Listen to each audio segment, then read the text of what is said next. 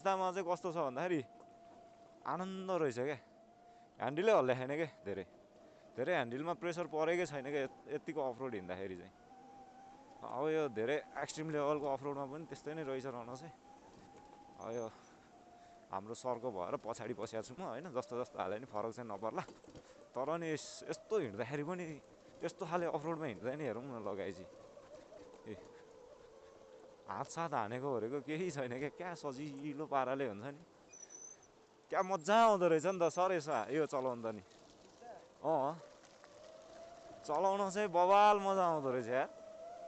ल ल ल यस्तो एक्सट्रिम अफरोडमा पनि छैन क्या घात्रा घुत्रु केही छैन यार। ल बाइकमा जस्तो सस्पेन्सन हुन्छ त्यस्तै खालको सस्पेन्सन रहेछ यार यसको। बाइकमा नि त्यति साह्रो हान्दैन नि त त्यसरी हात यस्तो यतिको अफरोडमा त, तर हाम्रोमा चाहिँ अलिअलि ढ्यार्र हानेको जस्तो फिल हुन्छ, तर यसमा चाहिँ नहुँदो रहेछ। जस चार्ज पनि राम्रै टिकिरहेछ हुन्छ नि, लाइक अब 57% चार्ज छ यार, हाम्रोमा बरु झरेर कहाँ पुगिसक्यो होइन।